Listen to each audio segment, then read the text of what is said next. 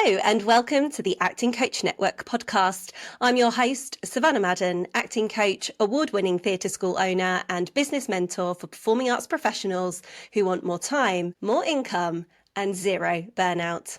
Today's guest is someone who's taken her background on stage and turned it into something truly transformative for young creatives. Leanne Johnson is the founder of the Drama Centre, born out of her own experience as a professional actor and teacher across Essex and London. In 2017, she launched the Drama Centre based on a simple but powerful idea: drama training rooted in respect, kindness, joy, and creative confidence. Since then, Leanne has grown the centre from a single Saturday class to over 500 students across 6 days a week, opening up drama to young people who might feel anxious about school or socialising and helping them flourish in a safe, emotionally intelligent community. What stands out about Leanne is her fierce belief in the power of drama to build connection, nurture soft skills, and bring joy, creating life-changing opportunities for her students through inclusive, heartfelt performance practice. And now she's taking that vision even further, opening up opportunities for others to run their own drama centre through a franchise model designed to support passionate practitioners in building their own businesses with guidance, structure, and heart. Leanne Johnson, welcome to the Acting Coach Network podcast. Thank you so much. What an amazing introduction. I feel so proud of myself. Good. I'm so pleased. I mean, it sometimes takes for someone else to kind of give us a pat on the back, doesn't it? Yes, absolutely. Maybe it's us women as well. Well, I meant every word of it. It's incredible what you have been building for the last sort of 8 years. So massive congratulations to where you've got to so far. But I'm so delighted to have you here. So let's start by setting the scene. Can you tell us a bit about your business and how your journey in the theatre world led you to becoming the principal of the Drama Centre?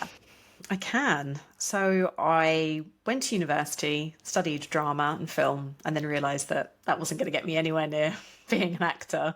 And then went to drama school, did a postgraduate, came out the other side of that and thought, okay, now I need to make some money. What do I do?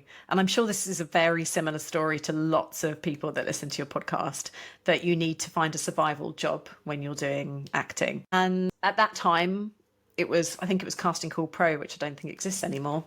Yeah, it's called Mandy Actors now. Yeah, there we go. I saw an advert saying they're looking for a performing arts teacher. And this is someone who had no experience with kids or teaching, but I felt that I was a really strong actor and I loved teaching. So I would have a go and interviewed. And then that was the start of my performing arts journey. And then just watched how other performing arts businesses, how they ran their business essentially. And then it got to the point where it was 2015, sort of end of 2015, I was pregnant with my son and I thought, okay, what does my maternity leave look like? Do I even get a maternity leave? And the answer was no, I didn't, because I didn't work for myself and I got 6 weeks off. I had him at the end of June. I had 6 weeks over the summer and I was back at work 1st of September pretty much. And I remember thinking how difficult that was. It was really gut-wrenching. Having your first baby, and he was early as well. He was like 4 weeks early. So I had to message someone saying, I'm so sorry, I can't come into my shift because I'm in labour.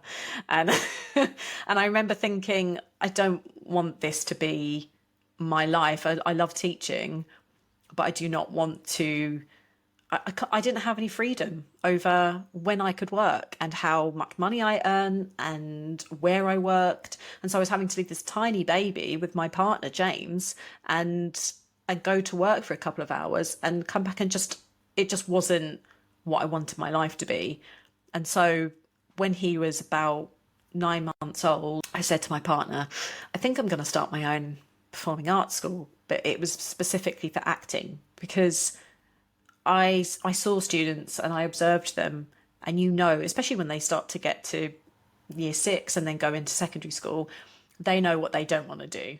And you could see that in the performing arts schools I was teaching, because they were all triple threat schools. So I thought, I love acting. I'm an all right singer. I'm an all right dancer, but that's not my passion. And so I wanted to create a space that was purely acting.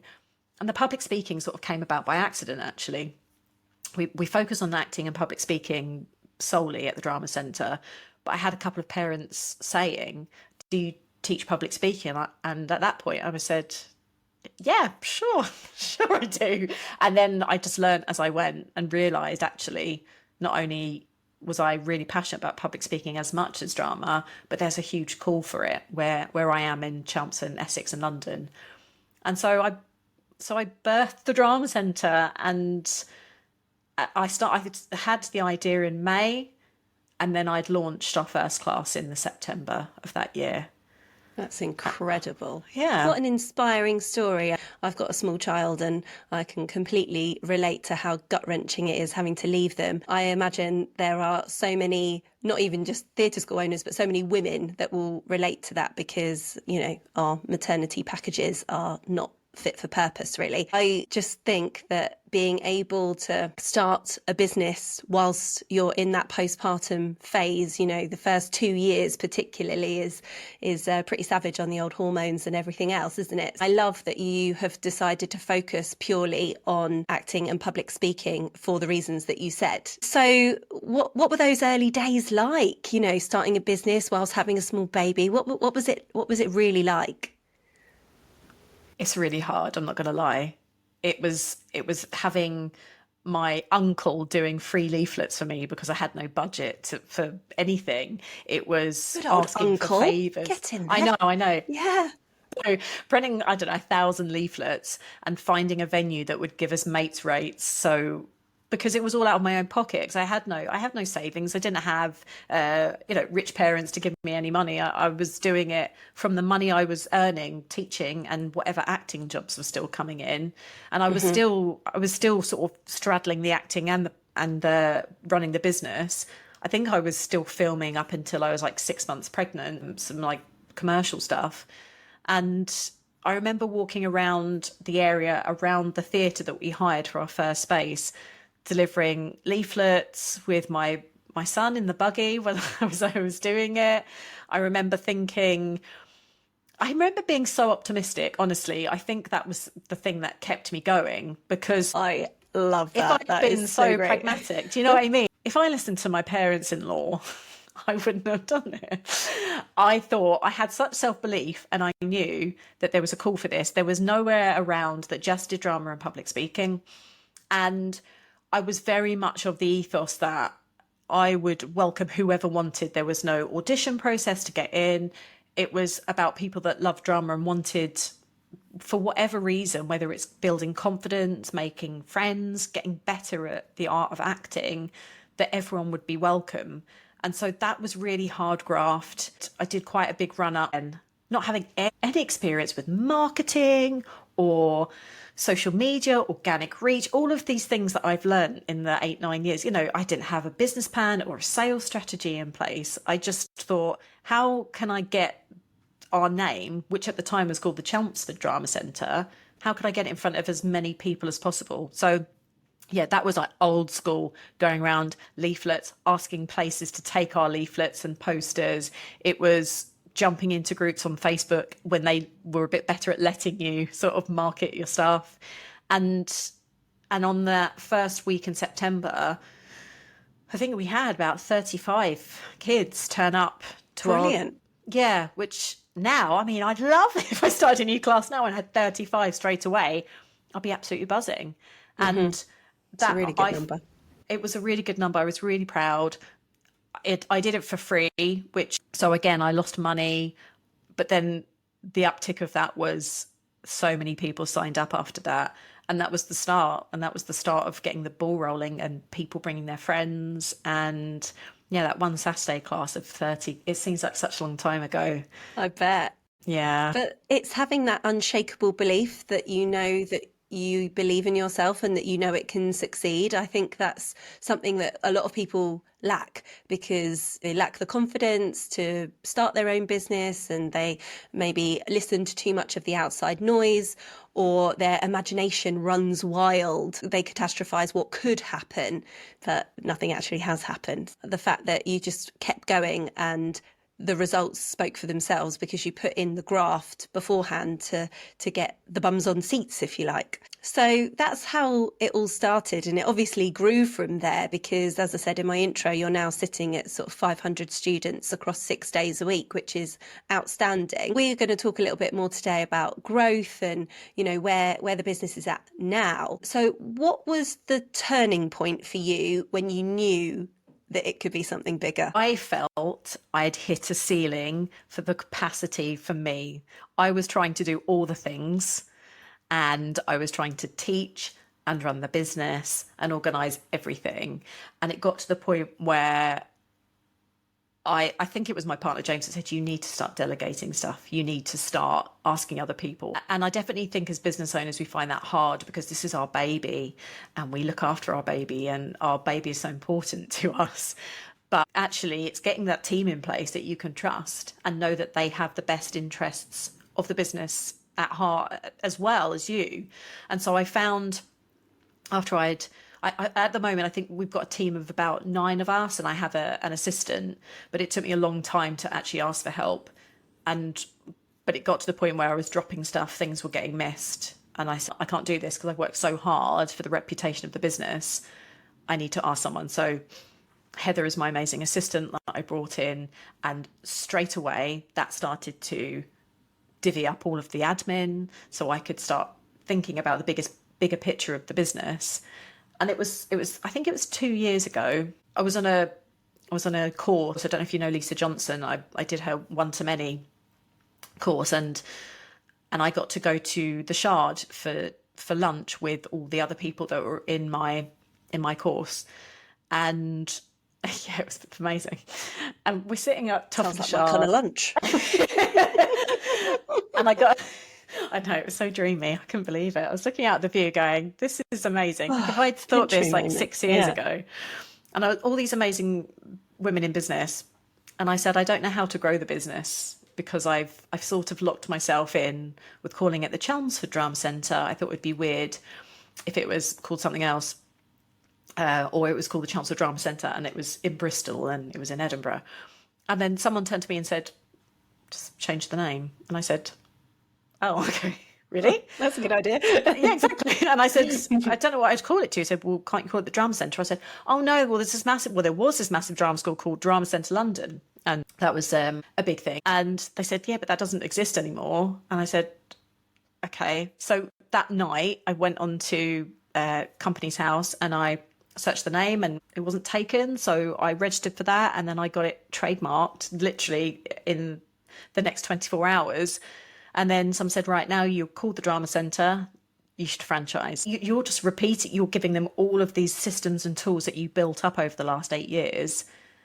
And you deserve to be able to step back and grow the business far beyond what you saw at the beginning, which was just a small, tiny couple of days a week drama classes for people. But now it's this huge, big thing. And so I went on my journey learning how to franchise. But yeah, it was that point. It was when I started to drop things, and I should have asked for help earlier, but I didn't. And I bet you hear that so much that you definitely before you need it. I completely resonate with asking for help being a very difficult thing to do. But yeah, there are so many people that think that their business won't run without their input. But if you're this person in the business that knows how everything works and there isn't anybody else, that's the most risky business to have, isn't it? Because that's it. If you fall over and break your leg, or if something even worse happens and you're out of action and not able to support your school, then you're in a real world of trouble. So I was definitely starting to miss a few things, but it was more that I was just working such long hours, and it was just like, how on earth am I supposed to sustain this? Which I think is partly where you were coming from as well, you know, just how can you do all the marketing, all the jobs, all the hats, and have a bit of a social life and a family life as well. Yeah. I mean, come on, not just all about work, is it?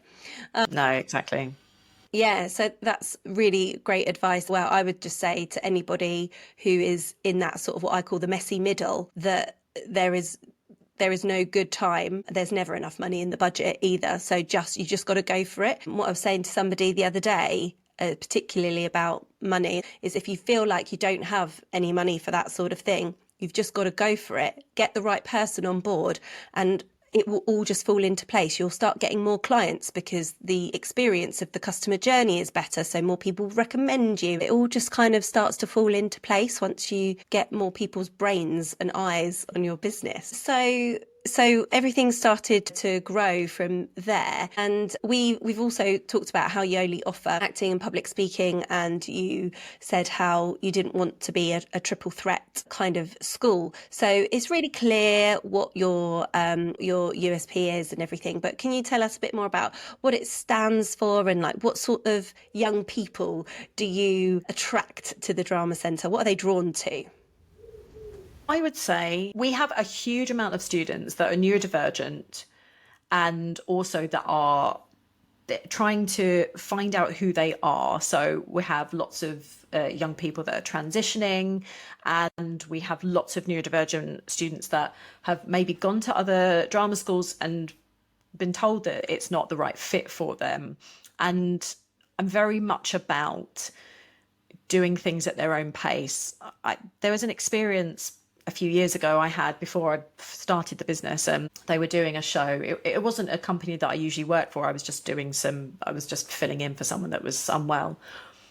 And I saw one of the teachers physically grab a student and pull them off the stage because they weren't doing what they were supposed to.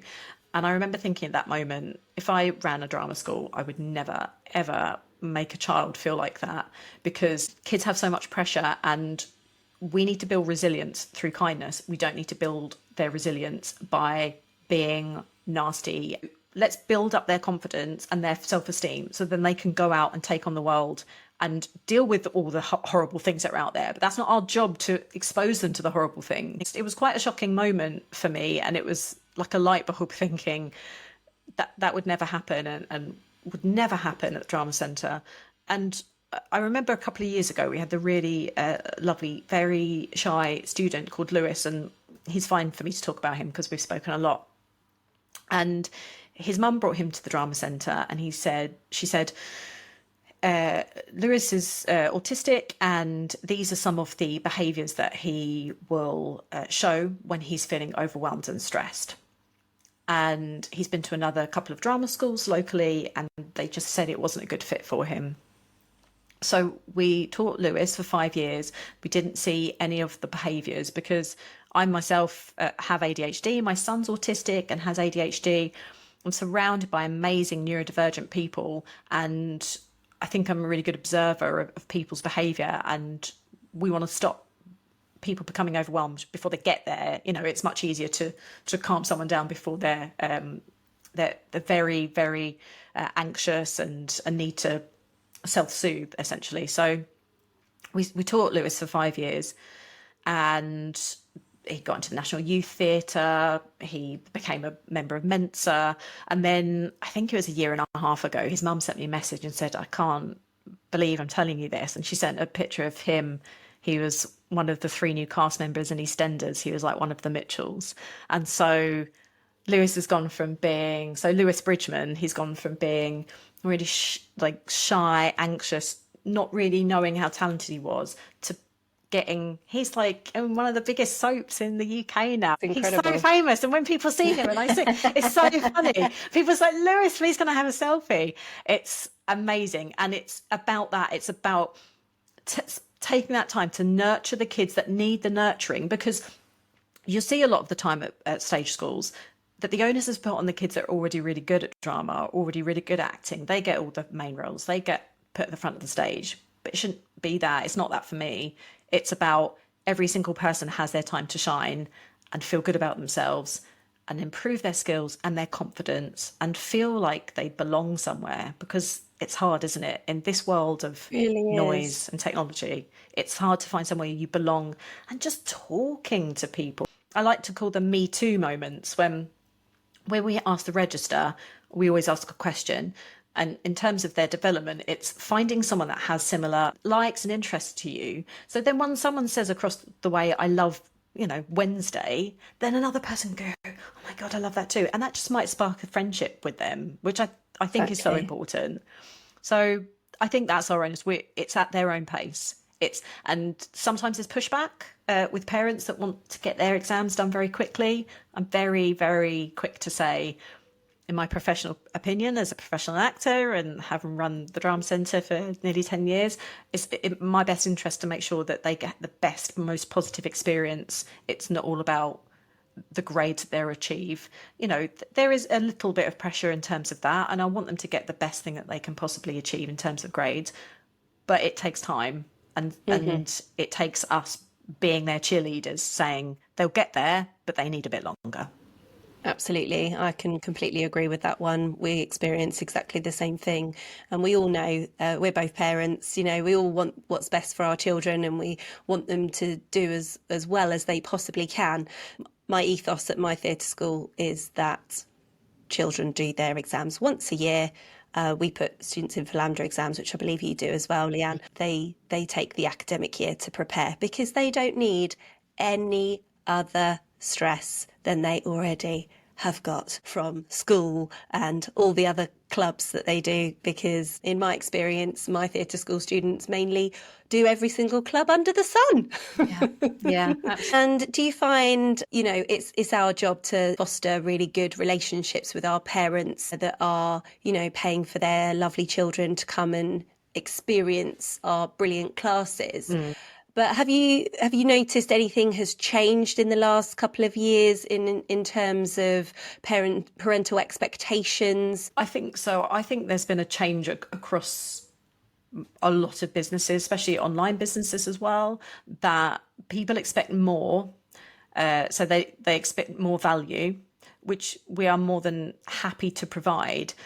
But also what I think with bringing in of AI and technology, I think some people genuinely, when they send an email, they don't realise that there is a human person, which is me or my assistant, receiving that reply. So it's about treating people how you want to be treated, with respect and patience and kindness. And I think once they realise that it actually is a person, I haven't got an AI, I don't have a chat box, I don't have any of that. I want to talk to the parents myself. I think what's really important, sometimes if you get an email, it can be misconstrued, or a message can be misconstrued, the tone can be completely taken out of context. I think just picking up the phone sometimes, which I know, especially like a lot of young people don't like to pick up a phone. They're like, why? Who's phoning me? This is outrageous. Invasion of my privacy.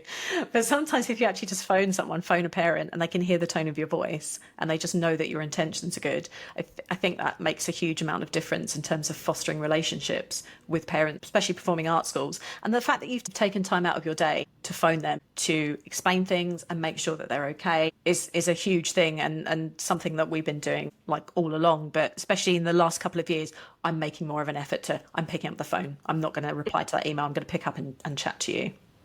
Lovely. I think that's a great bit of advice for other theatre school owners. I've actually got 2 calls scheduled this week with 2 new prospective parents, because they said, I would just love to speak to you about it. I want to tell you some things about my child. And I said, great. I said, just the best thing to do is for us to schedule when that call is going to be. And I haven't spoken to a parent on the phone for a little while, so I'm excited about it. But I think to combat any emails that have been misconstrued, I think a phone call is a really, really great way to go about it. And then in terms of like how the market has changed, have you noticed any shifts since you started in 2017 in terms of what parents might be looking for in classes or anything like that? I think so. I think especially with the economic climate at the moment, parents are looking for tangible proof of achievement a lot of the time. And like you mentioned, LAMDA exams, that's a really great way. More often than not, we're getting more LAMDA students than we are just drama students who work towards a performance, because they want that certificate because it's very competitive. We serve lots of families that have education at the heart of something. They want their kids to do well. They want them to have good prospects when they go on to further education. And having a Lambda qualification, or Trinity, we teach Trinity as well, is really important. I love Lambda, and we do very similar things in Lambda and Drum. We're still building the same skill, but I feel that that is something that has shifted, whereas we'd get quite a lot of people saying, oh, they just want to have fun. But now, because money's tight, they're making decisions. People would always say, oh, it will be the kids clubs that go last. So when there's like an economic downturn, they will sacrifice everything for themselves, and then the last thing to go will be the kids clubs. Over this last couple of terms, I've had some parents saying, it's a bit tough, money's a bit tight at the moment, Leanne, can we pause our subscription with you? And I'll try and do everything I can to help them, because I still want the kids to attend the classes, but obviously we have to be mindful that we are running a business as well. So you need to straddle that line really carefully. I think that's something that I've seen shift and change, because it's hard. Things are expensive, and it's hard out there. yeah, and costs just go up and up.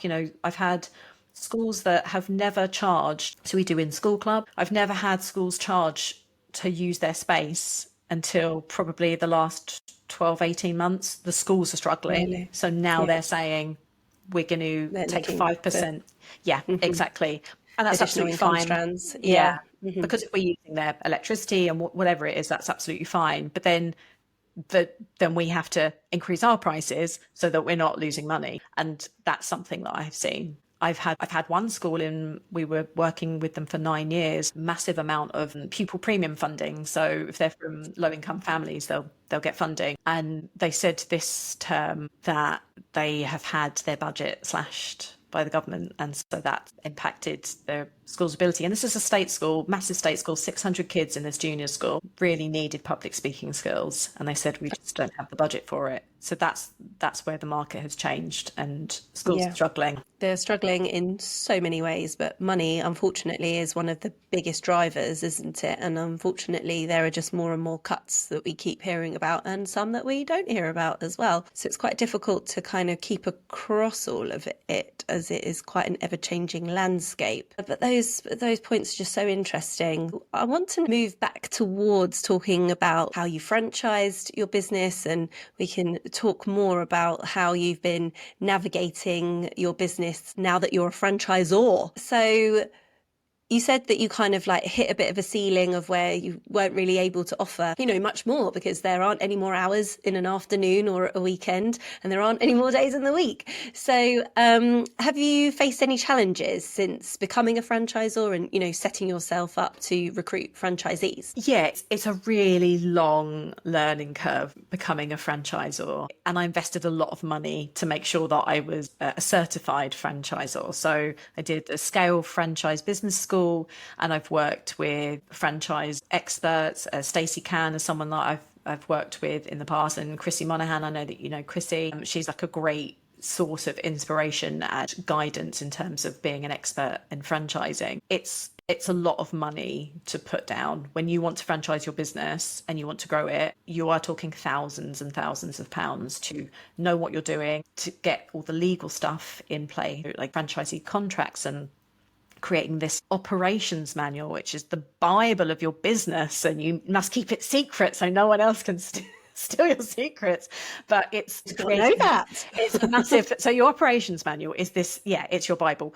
Everything you do, everything you could possibly think of in your business, you're going to put it in your operations manual. It's sort of like a how-to guide. If an alien landed on Earth and wanted to know how to run a drama centre, I'd give them my operations manual and say, here you go. That's fabulous. It does sound fabulous, but it's always a changing document. I always am adding things constantly. And finding franchisees is a long process, because sometimes you might be having conversations back and forth 6, 12, 18 months before they decide, actually, I'm going to invest, because they need, it's a lot of their time, it's a lot of money, and it's a lot of their effort. They're putting their trust in you to lead them to success. And so it's a long process. We have our first franchisee is amazing. She's already making profit, which again is something that I'm so proud of, that she's been able to make profit really quickly. I've got conversations with another prospective 5 franchisees over the summer. And you see an uptick when it gets to summer holidays. And lots of them are teachers in schools. And they say,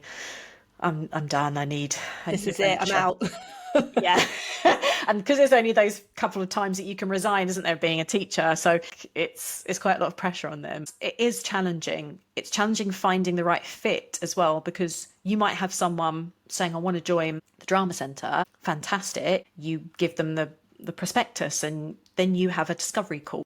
But that discovery call is not just you telling them about your amazing business. It's you finding out if they're the right fit for you, because as we were saying earlier, this is your baby. You're handing out bits of this amazing business you've created to people and trusting them with it. So that's tricky, finding just the right combination of personality and energy. And do I believe that this person is going to like have a proper go of it, because I'm giving you this territory essentially, and I want to know that you're going for it. I want to know that you're all in. So it's hard being a franchisor, but you have to just stay consistent and stay visible and keep just having conversations with people and just keep having connections. Some of my best leads from franchisees coming in are just people that I'm friends with on Facebook, and they see all the things that I'm doing, and then I'll get a message saying, can you send me your prospectus? I'm really interested. Just comes out of the blue, out of nowhere.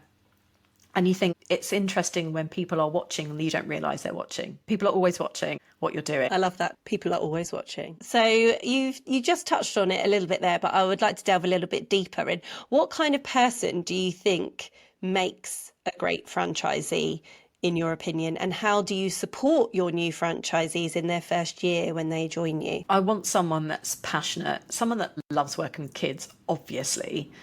You don't necessarily have to have a degree in performing arts or anything like that, but just you want to be able to inspire young people to be confident and have a love of the performing arts. That's what people need.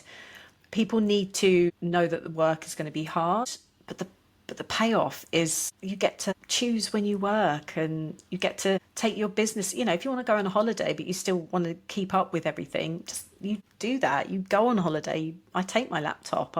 I can be so flexible with that. I think someone that wants to work as part of a team, because the joy of having people come on as franchisees is that I've done all the work. I've done all the documents. All of everything is done. The operations manual is done. I've put training in place. So it's all done for them. So it's not like me going back to 2017 where I started my own business and I was like, I don't know what I'm doing. I'm winging it. I actually do know what I'm doing, and I can gift them this lovely business in a box, and anything that they ask, I should have an answer for. I was talking to my franchisee the other day, and she said, I've got this plan of this is how I'm going to launch my new classes in September. And then I can say, that's a good idea. Or in my experience, I've tried that and that actually didn't work for me. If you want to have a go, that's fine. But I'll give you the wealth of my experience over these last, nearly 10 years. And the support structure is really important in terms of having a franchisee. They're paying for their territory. So I want to give them as much support. So it will be weekly calls. Once they start to fly a bit, then it'll be monthly calls. We are setting them up for training. We're training them how to teach Lambda, for example. We're teaching them how to run a class, all the safeguarding. It's this whole massive package of documents. They have all the templates they need for social media. We set up all their social media channels for them. We set their emails up. We set their mailing list up. All the things you can think of that you had to do yourself when you started your business, we do it. That's what we do for our franchisees. So then they can start making profit really quickly. And it's just a constant, it's ongoing training and support that will never end for the entire time of the franchisees there. Yeah, and obviously I don't know what it's like with other franchises, but that just sounds like pure mentorship to me. It sounds like you have a really close relationship, and obviously your recruitment process is really thorough, and you're scoping out whether that franchisee is the right fit for you, even though your franchisees might already have a lot of experience teaching. They might be teaching in a school, or they could be teaching for other franchises or other independent businesses, but now they want to go on their own. So what advice would you give to someone who wants to scale but isn't sure whether franchising is the right route? I would say maybe try and get a call with like a franchising expert. And a lot of the time they're really high in ethics, and they will be able to tell you whether they think that a franchise model is right for you or not. I've had lots of people in the children's activity space. I'm in lots of different memberships online and in person. And some of them have said, it's just not for me. Franchising's not for me. I would rather have the whole business and then state principles in different areas. So that's what they can do. Or they can sometimes do like what's called licensing, which is a different model to franchising. But you need to feel aligned to it. You need to feel that it's the right thing to do for you, because it's not a quick fix money making thing. Franchising, it's a long time before I will start to see any profit or any benefit from my franchisees. It's like a huge work in process. If you want a quick money injection, I would say franchising is probably not for you, for your business. If you want to have a 10-year plan and then decide I want to retire early, maybe franchising might be the thing for you, because then you've grown this huge, big, amazing, epic business that can make you money with you taking that step back and just being in head office. So that's what I would say to people that have a business already and are looking at franchising. Seek advice. And we've spoken about Stacey Can and Chrissy. I would go online and seek them out and ask for their advice, because these are people with 10, 20 years experience helping businesses franchise. Excellent. And what if there is the teacher that wants to leave their school teaching job, or the theatre school teacher who's teaching for all the other companies, whether they're franchises or independent businesses, and thinks, I really want to do this myself? What would you say to that person that isn't happy with their current teaching schedule? Become in control of your time and your resources. And that could either be by joining a company and buying into a franchise because you have all the support structure set up, and you've got this team of people and other franchisees that can help you on your journey. So that's one thing if you're interested in looking at becoming a franchisee. Or I would just start from scratch, start your own business. You have the confidence by now if you've been teaching for other drama schools. And we don't ever want to steal people's ideas, but we're always looking at being inspired by how things are run and maybe how you want to do things differently, or what worked at the drama schools that you're working at and what maybe didn't, and start putting into place a plan of, if you want to launch your own drama school, what is your unique selling point? Don't worry about the branding at the moment and the fancy website. Just start getting things done, because messy action is better than no action. Absolutely. I look back when we first started the drama centre, I printed our logo off. I think I got someone on Fiverr to do a logo for us. And then I printed it onto transferable paper and then ironed our logo onto our t-shirts. And that was the first I love that. Because I thought, I've got to just do it. And I think that people just want everything to be perfect. And surprise, surprise, it's not going to be perfect, because you're just starting out. And as you start to learn more about the business, then you can start perfecting things. Then you can start looking back and getting a graphic designer to do your logo. But our logo was rubbish for the first few months. And then... So was mine. Yeah. And it's just things like that. I think I'd love to see it. I'll send it to you later. But it's just that, isn't it? It's just people putting barriers in the way, people making excuses for progression and growth. And there's loads of things. There's loads of mindset blocks that people need to push through.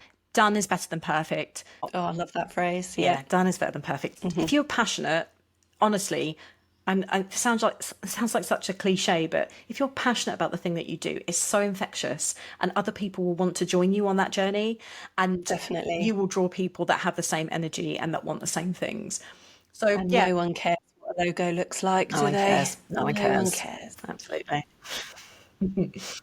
So you talked earlier about, the phrase was, people are always watching. So what have been your most effective strategies for growing overall visibility of your brand? What's worked for you? Video content and reels, honestly, 100%. I see people all the time in other businesses And I don't want to give them unsolicited advice because that's never helpful. But when I started to, especially on our Instagram and our TikTok, once we started moving over to Reels and giving people value, for nothing. You know, I do a lot of drama games and exercises for other teachers and other acting coaches. They're all free. They're either things that I've picked up along my career or stuff that we've come up with ourselves. We share them on Instagram. That took me from really struggling to get to 2,000 followers to, I think we're nearly at 25,000. We probably will be by the end of this week. And it's not just a vanity metric. You know, yeah, there's 25,000. That's fantastic. And I think we're about 6,000 on TikTok. My aim is to get to 10,000 by the end of the year, which I think I can do. I saw you posted about that the other day, and I was think like, I'll get in there. But it's about giving people value, getting people to know, like, and trust you, because you're much more likely to invest in something with someone's name that comes to the front of your mind. It's about giving them value, but also saying, if you want these prompts, if you want our park bench script, then message us or comment on the reel. And then that's a really good way of getting people into your sales funnel. It's getting them into your inbox. And I cannot stress this enough for people that are just starting out. The best way to sell is getting people into your inbox, getting people on your mailing list, so then you can actively try and sell and just build connections in their email, because the algorithm for social media is all over the place. No one knows what's going on. It's changing all the time, isn't it? Yes. So if you don't have a mailing list, I would so strongly advise you get a mailing list. MailerLite, something which I think people use, MailChimp. Just get people on your mailing list.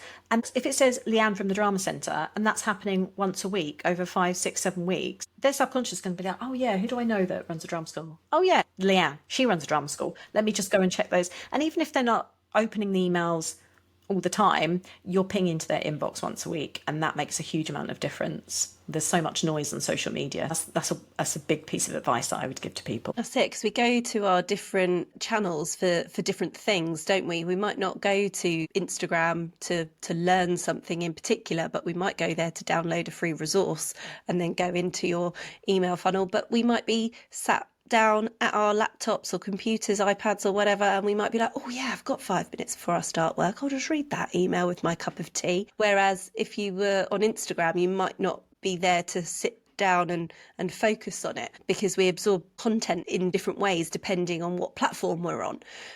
So what kind of stuff are you divvying out in your weekly emails, Leanne, to your mailing list? I have 2 separate ones. I have one that's what's success stories and what's going on in the Drama Centre, and that will go out usually at the beginning of a week. And then I will have just like about me, which is usually on a Friday. And it's nothing to do with me selling to people. It's just people getting to know me. And in terms of like a visibility strategy, that's like your secondary messaging and your tertiary messaging. So your primary messaging, what is my primary messaging? The Drama Centre, we specialise in like public speaking and acting training excellence, include everyone. Anyone can join. It doesn't matter where you're from, what skill level, what additional needs you have. But my secondary messaging is my family and what I stand for, and, you know, that I love gardening and that I have a dog called Olive who is... Great name. And yeah, those things are just as important, because it gets to know you as a full-rounded person. I'm not constantly wanting to sell to customers or prospective clients in their inbox, because that's exhausting. But it's if they know that I have a border terrier called Olive, that when they go out for their walk, they might see a border terrier and go, oh, who else has got one? Oh, Leanne. And then it just another Leanne. Another link. That's it. That's it. So that's what I do. And yeah, one's more, this is what we've been doing if you want to have a trial. And then the other one is, this is what I've happened this week. I saw some kingfishers. That's been a thing that I'm obsessed with, kingfishers. And people message me and say, I was thinking about the kingfisher story that you did on Instagram and TikTok the other day. I love it. Yeah.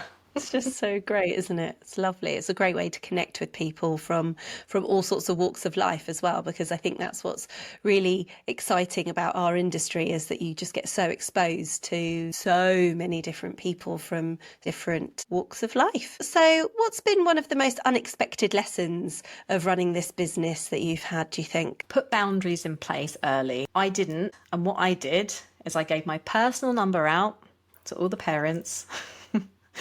We've all been there. We've Don't all worry, been we've there. all done it. Because that's the only phone I had. So I put my personal number out. and Oh, and I I feel would so seen. that's it. I hear it all the time. And what I did, I would reply to messages at 11 o'clock at night. I would reply to emails in the weekend. And it's only over the last year or two. And I separated the phone numbers out, got a business phone, and then said, please, this is the only number you contact. So I made the decision at 5 o'clock on a Friday, I shut all my emails down. I actually removed my email from my phone. So I don't look at them because I have our office hours of Monday to Friday. And for me, that's really important because if an email pops up, I cannot help but look at it when I'm on my phone, when I'm watching a movie, and then I see something, and then it either makes me excited, I've got to do something, I've got to action this, or it makes me feel sad, or it makes me feel like overjoyed at something. But actually, you need a break from your business because you might live and breathe your business, and that's absolutely so important to have that passion, but also you need to protect your sanity and stop yourself from burning out. So those boundaries in place, the emails go back on 9 a.m. on the Monday. If I have a team teaching over the weekend, which is usually the case, they'll have access to the business phone, or so parents can, if in an emergency, Of course, parents can yeah. contact them. But it's so important to put strong boundaries in place. And if you can, if you're just starting out, please get a second number. Get a second number for your business. I couldn't recommend it enough. Yeah. I love that though, that you take everything off your own phone as well, because as much as we can have two phones, I don't know about you, but my personal phone has all my business apps on it as well. I just use my business phone for WhatsApp. That's also a really, really good tip. I think a lot of people could take that one on and really benefit from it. So before we wrap up, I have one final question that I ask every guest. So if you could give, you have given lots of great advice, but if you could give one piece of advice to a fellow creative who's feeling stuck or unsure right now, what would it be? You can do this technique. I think it's called 7 levels deep. You can, if you Google this. I've done this. I love it. Yeah. And you go back and you speak about why you're doing it. Your why, and you'll hear this a lot in business circles. Why?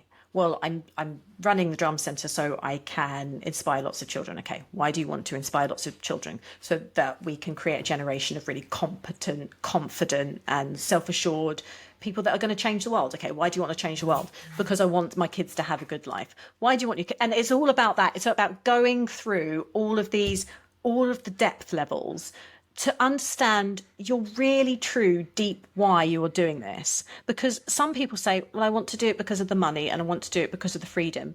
But why do you want the freedom? Do you want to go on holiday? Do you want to give your kids experiences? Do you want them to learn about the world? Do you want them to have empathy for other people? That's something that really helps when you're feeling stuck. Go back to the drawing board, find out why you wanted to do this in the first place, reignite that passion for it, because it is hard and it's very easy to get lost, isn't it? When all the things are going on, you're in the thick of your business, you're trying to spin all the plates, but actually sometimes you just need to strip all those things away and go back, focus on why you're doing this, because more often than not, once you try and reignite that passion for why you are truly doing this, then other things start to become clearer in your business and you start to have more direction about where you want your business to go. It's absolutely amazing advice. And from personal experience of doing it, it can be quite an emotional thing to do because you really delve very deeply into what it is that is actually driving you if you are completely honest with yourself, and you just kind of cut all of the surface level stuff and you really get to the deeper work. I've been guided through it with a coach before. That is an amazing piece of advice. Oh, Leanne, this has been so amazing. You have been incredibly generous with your time and your advice and your tips. Thank you so much. Where can people find out more about your work and if they would like to connect with you? I'm always hanging out on Instagram, which is at the Drama Centre. I am in my emails, which is info@thedramacentre.co.uk. I'm always hanging out on social media. You can come and find me, Leanne Johnson, on Facebook. where I have lots of tips and advice. If you are in the performing arts industry and you want guidance and help with, what to put in your classes, maybe becoming a franchisee, all of that, you can find me at Instagram, and I'll pop a little link as well for you, Savannah, if that's okay, so people can Absolutely, find me. we'll pop it in the show notes. And can they download your franchise prospectus from your website? Yes, if you go on to www.thedramacentre.co.uk, and then at the top it will say franchising. Fantastic. Thank you so much, Leanne Johnson. Very welcome. Thank you so much for listening to this episode of the Acting Coach Network podcast. If you loved what you heard, make sure you're following. And if you've got a moment, I would absolutely love it if you could leave a quick review or share this episode with someone else in the industry who might just need it. You can find me on Instagram at the Acting Coach Network. And if you're looking for support to grow your coaching business or creative career without burning out, check out the latest resources over on my Instagram. I'll be back soon with more real conversations, expert insights, and tools to help you build a business you love. Until next time, keep going, stay kind to yourself, and I'll see you soon.